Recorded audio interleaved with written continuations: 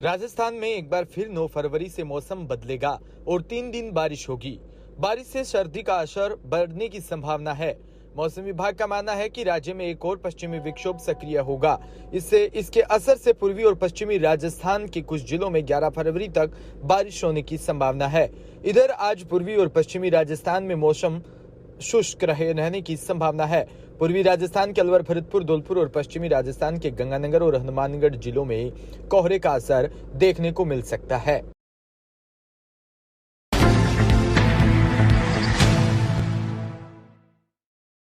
खबर बस्ती के जमुआ रामगढ़ उपखंड इलाके से जाटोडा मीना गांव में बीती रात एक मकान के पास बने पशुओं के बाड़े में अचानक आग लग गई। आग से बाड़े में बंदी 1 दर्जन से अधिक मवेशियों की जलने से मौत हो गई। वे 1 दर्जन से अधिक मवेशी झुलस गए। सूचना पर पहुंची दमकल की सहायता से आग पर काबू पाया। जानकारी के अनुसार घटना के समय पीड़ित परिवार अपने मकान में सो रहा था। इस दौरान बाड़े में अचानक आग लग गई। आग की तीव्रता इतनी तेज थी कि आग की लपटों ने पूरे बाड़े को अपनी चपेट में ले लिया। बाबूलाल जी, पिछली रात कल 5 तारीख को रात के 10 साढ़े 10 बजे के आसपास ग्राम टोडा मीणा में ये 3 भाइयों का निवास है। तीनों भाइयों का पशु बाड़ा है। बड़ा भाई स्वर्गीय रामजीलाल जो खत्म हो गया, एक तो उसका, और उससे छोटा छोटू राम नहीं बड़ा है, छोटा, और तीसरा श्रवण कुमार मीणा। तीनों भाइयों का कंबाइंड बाड़ा है। तीनों भाइयों के इस पशु बाड़े में इनका चारा भी पड़ा हुआ था और चारे के साथ इनकी बकरियां और भैंसें भी बंधी हुई थी। अचानक आगजनी हुई है। ये सब लोग खाना खा करके सो रहे थे अपने रेजिडेंस पे। रास्ते चलते जो शादी ब्याहों में लोग आ जा रहे थे, उन लोगों को पता चला और उन लोगों ने आकर के इनको जगाया और जगा करके इनको बताया कि तुम्हारी ये क्या हो रहा है।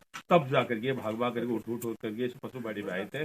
तब जो है आग ने चारों तरफ से पशु बाड़ी को पूरी तरह से घेर लिया था और इस पशु बाड़ी के हालात ये घटना इतनी दर्दनाक घटना घटी है कि लगभग 15 से ऊपर तो भैंसें जिंदा जल करके ऑन स्पॉट खत्म हो गई। उतनी ही 15 से लेकर के पता नहीं, अभी ये बकरियां अभी ठीक गिनती तो अभी इनकी नहीं कर पाए, लेकिन 15 से ऊपर बकरियां भी जल करके ऑन स्पॉट खत्म हो चुकी है और लगभग 15-16 बकरियां और 10-12 भैंसें भी अभी घायल अवस्था में है। डॉक्टर उपचार कर रहे हैं, दवा लगा रहे हैं। रात को एसडीएम साहब भी आ गए थे और अपने इंचार्ज थाना रायसर भी मौके पे पहुंच गए थे। पटवारी जी भी आ गए थे। गांव के बहुत सारे लोग आसपास की ढाणियों के आकर के आग पे काबू पाया। दमकल की गाड़ी आई थी। ये इतनी दर्दनाक घटना घटी है। गरीब परिवार है। ये सब परिवार के लिए मैं तो कहता हूँ कि इनका सारा सब कुछ इस मवेशी के आधार पर चल रहा था, जीवन यापन कर रहे। ऐसी स्थिति में इस परिवार के साथ बहुत बुरी अनहोनी हुई है। मैं सरकार से मांग करता हूँ, प्रशासन से मांग करता हूँ कि इस परिवार को इन जानवरों का और इस नुकसान की भरपाई का ज्यादा से ज्यादा मुआवजा देकर के इन लोगों को राहत पहुंचाई जाए। इस जघन्य घटना से इन लोगों को उबारा जाए। ये मेरा प्रशासन और सरकार से।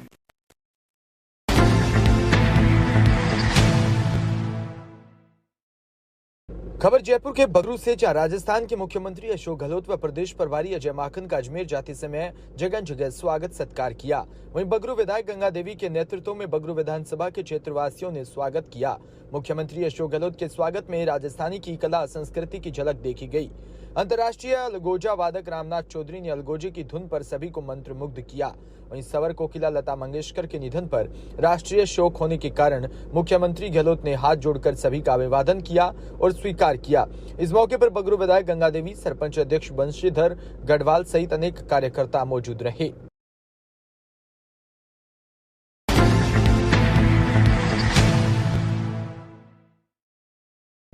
उत्तर प्रदेश से खबर, जहां विधानसभा चुनावों को लेकर पुलिस प्रशासन पूरी तरह सतर्क नजर आ रही है, तो वहीं सभी पार्टी के प्रत्याशी अपने अपने क्षेत्रों में दौरा कर रहे हैं और जनता को तरह तरह के वादे पर लुभाने का कार्य जारी है। इसी को देखते हुए नूरपुर विधानसभा से सपा गठबंधन प्रत्याशी राम अवतार सैनी क्षेत्र में लगातार जनसंपर्क कर रहे हैं। राम अवतार सैनी का कहना है कि उन्हें जनता का अपार समर्थन मिल रहा है। उन्होंने बताया कि सपा गठबंधन की आंधी चल रही है और प्रदेश में सपा गठबंधन पूर्ण बहुमत से अपनी सरकार बनाने जा रहा है। राम अवतार सैनी क्षेत्र का लगातार दौरा कर रहे हैं, तो वहीं जनता उन्हें भरपूर समर्थन दे रही है। राम अवतार सैनी का कहना है कि नूरपुर विधानसभा से मेरी सीधी टक्कर भारतीय जनता पार्टी के प्रत्याशी से रहेगी और एक तरफा मैं चुनाव जीत जाऊंगा। पर आपको समाजवादी पार्टी गठबंधन ने प्रत्याशी बनाया, किन किन मुद्दों को लेकर चुनाव मैदान? जो समाजवादी पार्टी ने पिछले जो कार्य किए थे, जो विकास के काम किए थे और वर्तमान में जो अपने घोषणा की है, 300 यूनिट बिजली फ्री देने के काम करा, किसानों को बिजली माफ़ करने का काम करा और जो धार्मिक उन्माद फैलाने का पिछली सरकार ने काम किया है। आज सामाजिक सौहार्द बन रहा है, सब लोग एक दूसरे के गले मिलकर वोट डालने का काम कर रहे हैं। तो निश्चित रूप से सारे लोग जो है इस गठबंधन के साथ हैं और मुझे ये लग रहा है कि किसी पार्टी का चुनाव नहीं है, इस सरकार की गलत नीतियों के खिलाफ इस जनता का आक्रोश है, जनता का चुनाव है, सरकार और जनता के बीच का चुनाव। क्या लगता है समाजवादी पार्टी कितनी सीटें ले? सरकार समाजवादी पार्टी 300 से अधिक सीटें लेकर पूर्ण बहुमत के साथ उत्तर प्रदेश में आ रही है और एक संदेश देना चाहती है कि ये जो धार्मिक उन्माद का मुद्दा है भी ज़्यादा चल नहीं सकता। हमारे चैनल के माध्यम से जनता को क्या संदेश देना चाहते हैं? मैं जनता को भी यही संदेश देना चाहता हूँ कि सब लोग ऐसे पार्टी का ऐसे लोगों का वोट देने का काम करें जिन्होंने वाकई विकास का काम किया हो, विकास पुरुष को वोट देने का काम करें। माननीय अखिलेश यादव जी के साथ, उनकी नीतियों के साथ प्रभावित होकर पूरी जनता से निवेदन करना चाहता हूँ आज उनके गठबंधन के प्रत्याशियों को वोट देने का काम। आप नूरपुर विधानसभा में जनसंपर्क कर रहे हैं, आपको कैसा लोगों का मिल रहा है? मुझे तो लग रहा है नूरपुर विधानसभा में सुनामी आ गई है गठबंधन की। किससे आप अपनी टक्कर मांग रहे हैं? टक्कर तो भारतीय जनता पार्टी से ही है। उनके पास वोट बैंक तो उस हिसाब से नहीं है, लेकिन वो कोशिश कर रहे हैं कि कोई ना कोई धार्मिक विवाद पैदा करवा दे किसी में, या कोई अफवाह फैला कर जो अपना कोई नीति अपनाएंगे, लेकिन उनका कुछ है नहीं जनता के बीच में। लोग इनके प्रत्याशी गांव से भगा रहे हैं। आप चुनाव लड़ा रहे हो राम अवतार सैनी जी का, जी कैसा लोगों को आपको समर्थन मिल रहा है? ऐसा है जी, समाजवादी पार्टी और राष्ट्रीय लोकदल जी का बहुत बड़ा मजबूत गठबंधन है और ये गठबंधन इतना मजबूत है कि ये जो है उत्तर प्रदेश में 300 सीटों के पार जो है लेकर आएगा। किसान क्या वोट आपको जाट वापस मिल पाएगा? चौधरी आरोप ये लगता है जाट वोट अपनी पार्टी को जाट नहीं देता, वोट नहीं देता। इसके बाद जो है श्री जयंत चौधरी जी उनके जो है डिप्टी सीएम बन रहे हैं, इसलिए जो है सारा जाट टोटल जाट हमारे साथ में है।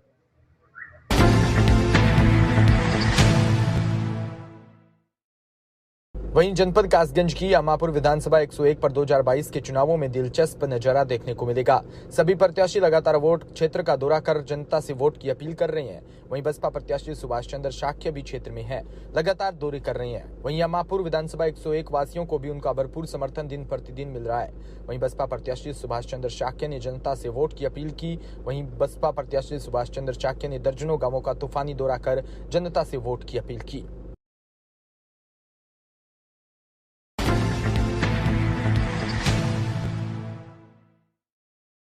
आगरा से खबर, जहां दक्षिणी विधानसभा चुनावों में समाजवादी पार्टी और बहुजन समाज पार्टी की मुश्किलें बढ़ती हुई नजर आ रही है। मुस्लिम वोटर का पूरी तरह से बिखराव करके इंडियन मुस्लिम लीग मैदान में उतर आई है और मुस्लिम बहुला क्षेत्र मंटोला से मुस्लिम लीग के जनसंपर्क में अपार जन सैलाब उमड़ा। वहीं करेला से मुस्लिम लीग के 3 सांसद मंटोला क्षेत्र में दौरा करने पहुंचे। इस दौरान मुस्लिम लीग का वर्चस्व मुस्लिम क्षेत्र में बढ़ता हुआ नजर आया। खलीक जी, आज मुस्लिम क्षेत्र मंटोला के अंदर जनसंपर्क किया है, कैसा समर्थन मिल रहा है लोगों का? बहुत शानदार जनसंपर्क हुआ है आज और समर्थन जो मिल रहा है आपने देखा, एक पूरा हुजूम उमड़ के आ गया था और मुस्लिम लीग के जो पुराने चाहने वाले हैं आज उनके दिल के अंदर वो ललक पैदा हो गई कि नहीं, ये हमारी अपनी पार्टी है, अपनी क़यादत है, इसको मजबूत करना है। अब तो हमारे साथ आज हमारे 3 MP माशाल्लाह आए थे कैंपेनिंग के अंदर और उन्होंने लोगों से संपर्क साधा और लोगों ने बहुत प्यार दिया। आज उनका स्वागत हुआ है, यहाँ पर जो उनका सत्कार हुआ है वो देखने लायक था और इसी खुशी के साथ मैं आगरा की आवाम को, खास करके दक्षिण विधानसभा की आवाम को मुबारकबाद देना चाहता हूँ। सर, सबसे पहले अपना परिचय दें। मोहम्मद मतीन खां, स्टेट प्रेसिडेंट इंडियन यूनियन मुस्लिम लीग।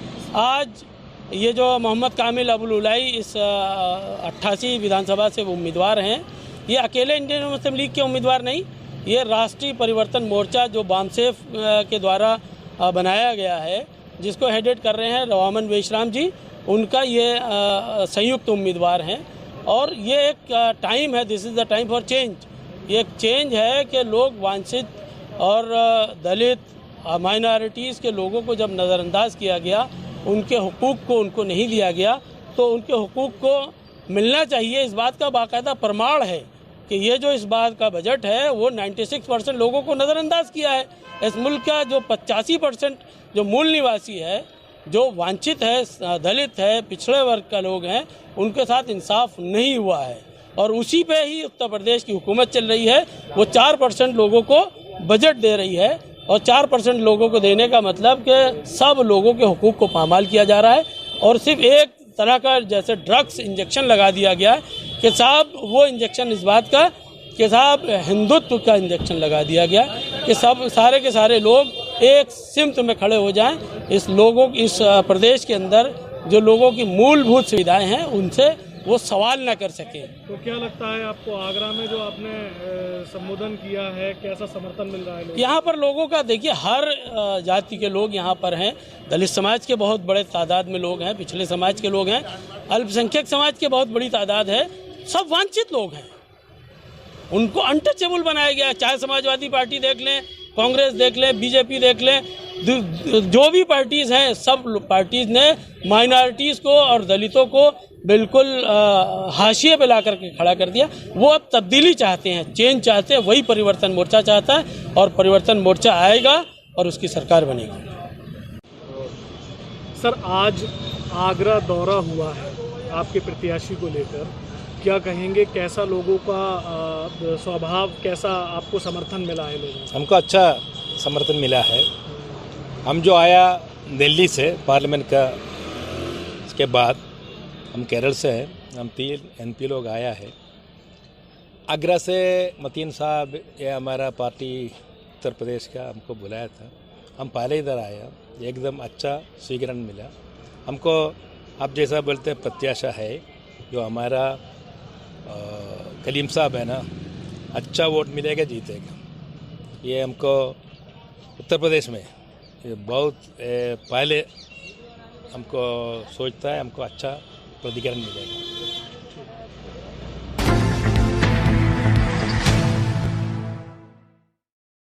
श्री गंगानगर के सूरतगढ़ से खबर जहां राजकीय उच्च माध्यमिक विद्यालय ठेठार के छात्र मांगीलाल ने राज्य स्तर पर तीसरा व जिले में प्रथम स्थान हासिल किया। विद्यालय के कुल 15 बच्चों का चयन इस छात्रवृत्ति में हुआ जो जिले में सर्वाधिक है। प्रधानाचार्य पंकज कुमार वर्मा ने बताया कि विद्यालय के वरिष्ठ अध्यापक चंद्रपाल, सुलोचना, अंजू रेवाड़, सुमन सिहाग सहित अनेक को मार्गदर्शन में उपलब्धि हासिल हुई है।